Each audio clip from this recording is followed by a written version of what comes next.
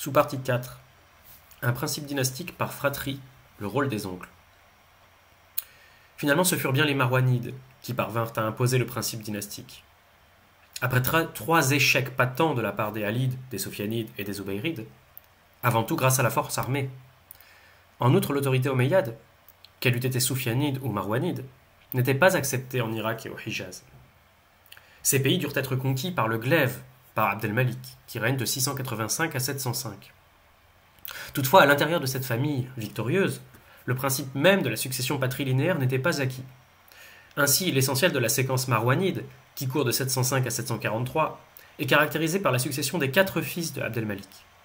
Le changement de génération, induit par la succession testamentaire d'Al-Walid II, aggrava brutalement les lignes de fracture du régime et légitima l'hypothèse d'un renversement violent.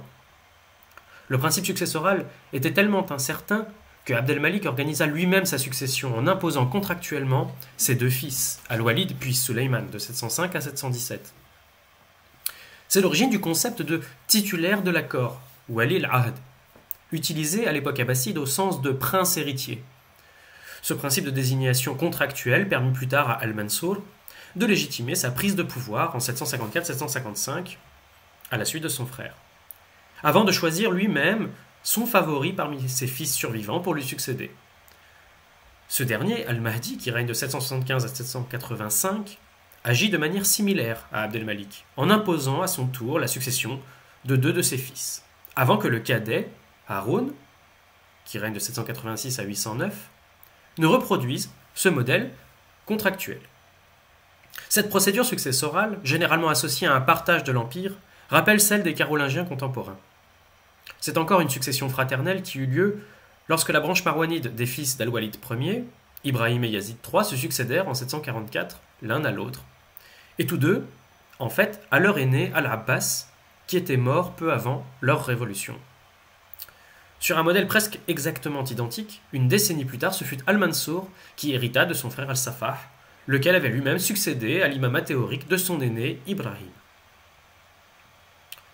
Or, le précédent de Abd-el-Malik venait d'imposer son choix à celui de son propre père, qui avait préconisé que son frère Abdelaziz lui succéderait. En effet, comme le principe dynastique n'était pas patrilinéaire, la légitimité des frères de Abd-el-Malik restait primordiale. Bien que le calife eût profité de la mort prématurée de son cadet Abdelaziz pour imposer ses 2 fils, Al-Walid et Sulayman, ils ne furent eux-mêmes guère en mesure d'éteindre les prétentions de Omar, le fils de Abdelaziz. C'est ce principe de succession fraternelle qui explique pourquoi Sulayman, outre les excellents arguments idéologiques, décida de céder le pouvoir à son cousin Omar II en 717. La légitimité dynastique de l'oncle permit finalement à Marwan II, fils du 3e des frères de Abd-el-Malik, Muhammad, de revendiquer à son tour le califat, à Harran en 744.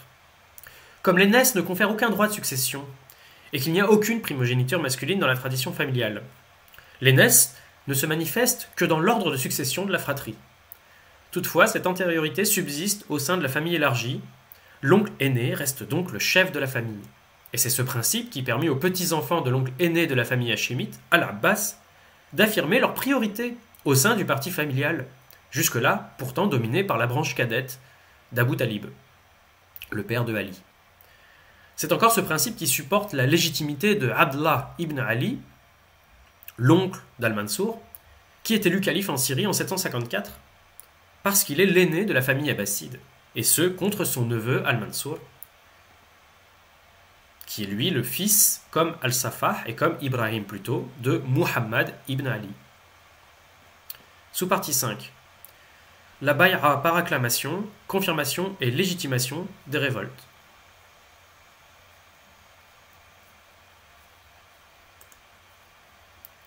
Pour être validée, la désignation exigeait une approbation collective. Ainsi, dans le cas de la désignation testamentaire de Omar II, vue en TD, les traditions historiographiques mettent en évidence la nécessité d'une confirmation par acclamation de l'Assemblée des croyants, sous la forme d'une bay'a à la mosquée congrégationnelle, le jami'. Le calife ne devenait réellement un imam qu'en prononçant le prône au haut du minbar, la chaire à prêcher, et en guidant la prière qui suivait. Une procédure élective par acclamation permit ainsi au candidat abbasside As-Safah d'être élu dans la mosquée de Koufa en 749, comme on a vu en TD. La possibilité d'une telle élection par acclamation avait déjà suffi en son temps à promouvoir Ibn al-Zubayr à Médine en 683. Ce principe ne garantissait donc nullement l'unité des croyants.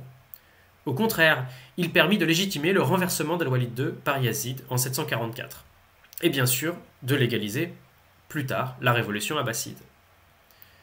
Finalement, le seul principe politique d'accord reste celui de l'unité de la Oumma.